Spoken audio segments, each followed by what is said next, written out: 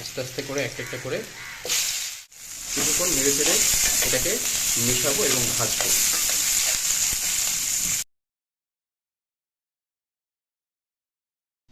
Hello viewers, আশা করি সবাই ভালো আছেন। আজকে আমি রান্না করব কচুর শাক, একটি হেলদি খাবার। প্রথমে কড়াইতে দিয়ে নিলাম তেল।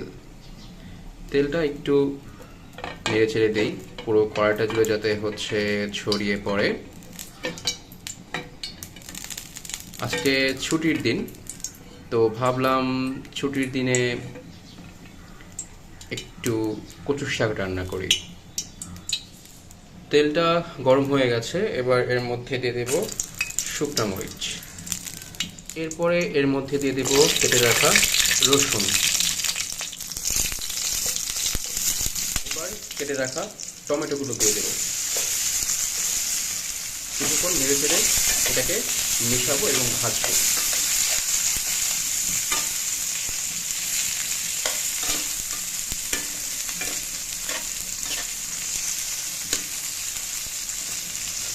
আমি এখানে 2 খণ্ড লেবু নিয়ে নিয়েছি।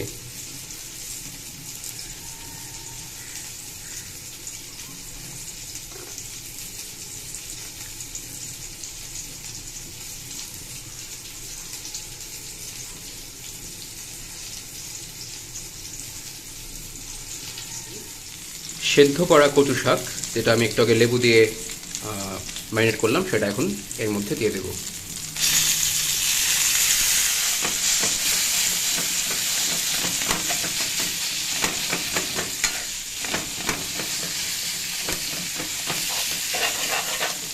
এভাবে খুন্তি দিয়ে ছড়িয়ে দেব স্বাদ মতো লবণ এবং হলুদের গুঁড়ো। মিষ্টি কুমড়ার চপ বানাবো। মিষ্টি কুমড়াগুলোকে একদম ছোট ছোট করে পাতলা করে কেটে নিয়েছি। এরপর অভিনব স্টাইলে আজকে মিষ্টি কুমড়ার বড়া বানাবো, আপনাদেরকে আমি দেখাবো। আমি নিয়েছি ধনিয়ার গুঁড়া, গরম মশলা, হলুদের গুঁড়ো, বেসন, আদার গুঁড়ো, জিরার গুঁড়ো এবং লবণ।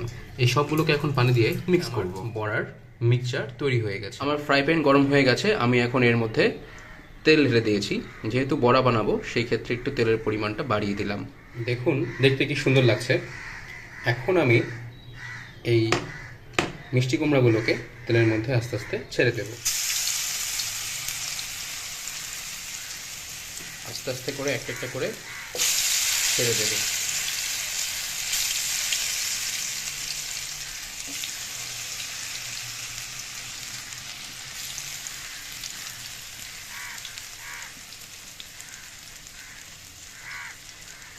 পাতলা করে কেটে নেওয়ায় খুব অল্প সময়ের মধ্যেই কিন্তু হয়ে যাচ্ছে। দেখুন আমি উল্টিয়ে দিচ্ছি, দেখুন লাল হয়ে গেছে কিন্তু এই পাশটা।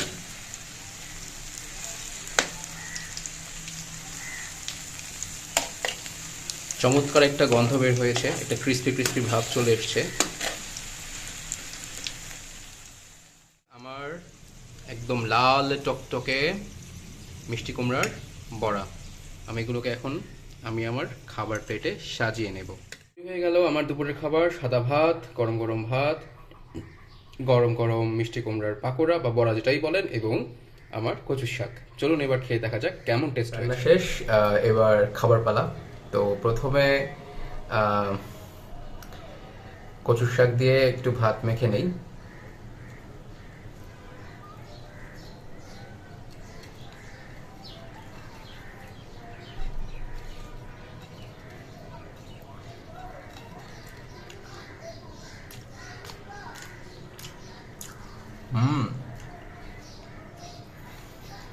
একটু গলায় ধরছে না।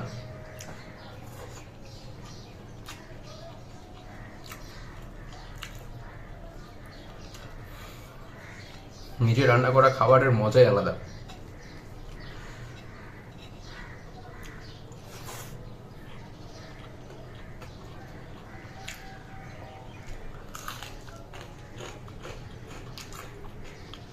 ওয়াও, পাকোড়াটা যা হয়েছে দেখুন। মানে মিষ্টি কুমড়ার পাকোড়া যে এত মুচমুচে হতে পারে দেখুন, এই যে দেখেছেন যথেষ্ট পরিমাণ মুচমুচে হয়েছে, কিন্তু অনেকটা আলুর মতো হয়ে গেছে। তো রেসিপি তো দেখিয়ে দিয়েছি, যদি আপনাদের কারো মনে হয় যে না আপনারা এটা ট্রাই করবেন, ট্রাই করতে পারেন। আজকে ছুটির দিন, সবকিছু দিয়ে মিক্স করে একটু খাই।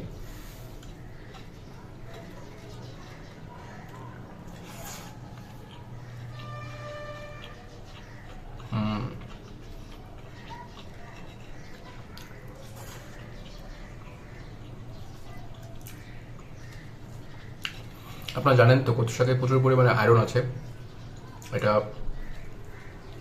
আয়রনের ঘাটতি পূরণ করে। আপনারা চাইলে এর মধ্যে অনেক কিছু দিয়ে রান্না করতে পারেন। আসলে আপনাদের নতুন করে রান্না শেখানোর কিছু নাই, আমি জাস্ট আপনাদেরকে দেখাই, আমার ভালো লাগে যে আপনারা যদি ফলো করেন, কারোর যদি উপকার হয় সেটাই আর কি।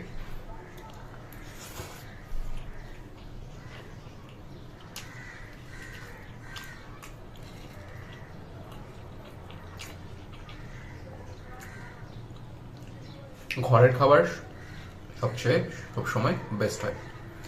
তো আজকে এই পর্যন্তই, আবার আগামী পর্বে দেখা হবে। টাটা।